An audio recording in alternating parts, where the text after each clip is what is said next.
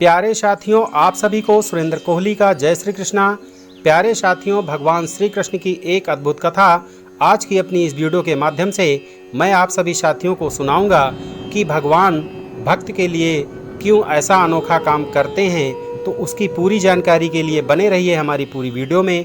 अगर आप सभी को हमारी वीडियो पसंद आए तो आप सभी लोग इसे शेयर, लाइक, कमेंट कर सकते हैं एवं सभी नए साथी लोग जो हमारी वीडियो पर पहली बार आए वो सभी लोग सब्सक्राइब करके बेल घंटी आइकन को ऑल पर ज़रूर लगा दीजिए ताकि हमारी समस्त वीडियो का नोटिफिकेशन आप सभी साथियों को हमेशा सबसे पहले मिलती रहे।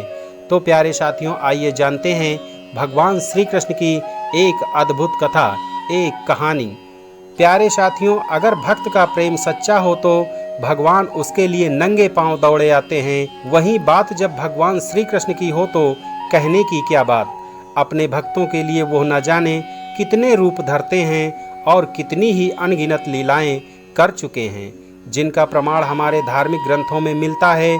ऐसी ही एक रोचक कथा है जब भगवान श्री कृष्ण ने अपने भक्तों के लिए एक अनोखा काम किया। तो आइए जानते हैं इस बारे में विस्तार से कि भगवान श्री कृष्ण ने अपने भक्त के लिए वो कौन सा अनोखा काम किया। प्यारे साथियों, पौराणिक कथा के अनुसार एक बार की बात है, किसी नगर में एक राजा ने मंदिर बनवाया जिसमें भगवान श्री कृष्ण की एक मूर्ति भी रखवाई, लेकिन उसकी कभी पूजा नहीं की। पूजा करने के लिए मंदिर में एक पुजारी को रखा गया।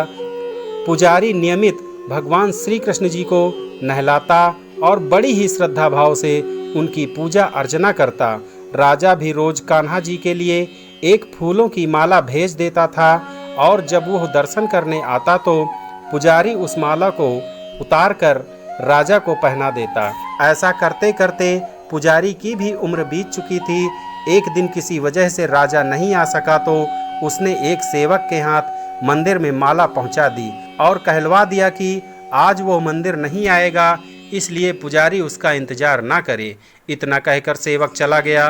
पुजारी ने हमेशा की तरह कन्हैया जी को माला पहना दी, लेकिन जब शाम हुई तो पुजारी ये सोचने लगा माला उतार कर किसे पहनाई जाए। उसने सोचा क्यों ना ये माला आज मैं ही पहन लूं, वैसे भी मेरी उम्र हो चली है, जीवन का क्या पता कब खत्म हो जाए। इतना सोचकर पुजारी ने माला उतार कर अपने गले में डाल लिया। लेकिन इतने में ही सेवक आ गया और उसने बताया कि राजा की सवारी मंदिर में पहुंचने वाली है। राजा की सवारी आने की बात जब पुजारी ने सुनी तो वो बहुत डर गया। उसने सोचा कि अगर राजा ने उसे देख लिया माला पहने हुए तो वो उसे मरवा ही डालेंगे। आनन फानन में पुजारी ने माला उतार कर वापस कन्हैया जी को पहना दी। जैसे ही राजा अंदर आया तो हमेशा की ही तरह पुजारी ने माला कान्हा जी के गले से उतार कर राजा को पहना दिया। लेकिन माला पर लगा सफ़ेद बाल देखकर राजा समझ गए कि पुजारी ने यह माला स्वयं की पहनी थी। बस फिर क्या था, राजा क्रोधित हो उठे और उन्होंने गुस्से में पुजारी से पूछा कि माला पर सफ़ेद बाल कहाँ से आया। तब राजा की बात सुनकर पुजारी डर गया और बोल पड़ा, ये तो कन्हैया जी का है।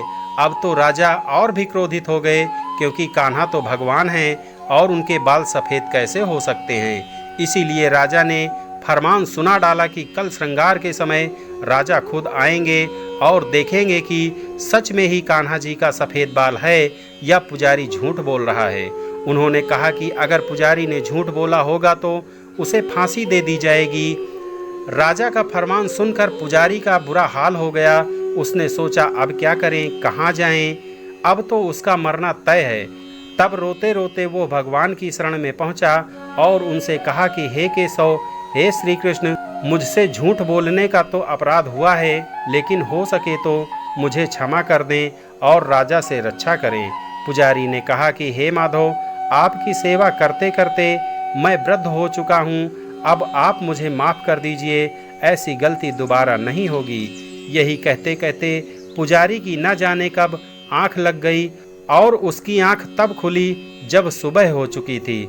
उधर सुबह होते ही राजा भी आ गया और कहने लगा, आज कान्हा जी का श्रृंगार वो खुद करेगा, ऐसा कहकर जैसे ही राजा ने कान्हा जी का मुकुट उतारा तो देखा कि श्री कृष्ण के तो सारे बाल ही सफ़ेद हैं, लेकिन राजा को फिर भी यकीन नहीं हुआ।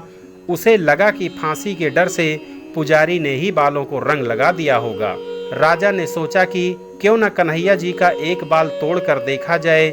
इसके बाद राजा ने कान्हा जी का एक बाल तोड़ लिया, लेकिन जैसे ही बाल टूटा कन्हैया के सिर से खून की धारा बहने लगी। यह देखकर राजा भगवान के चरणों में गिरकर माफी मांगने लगा।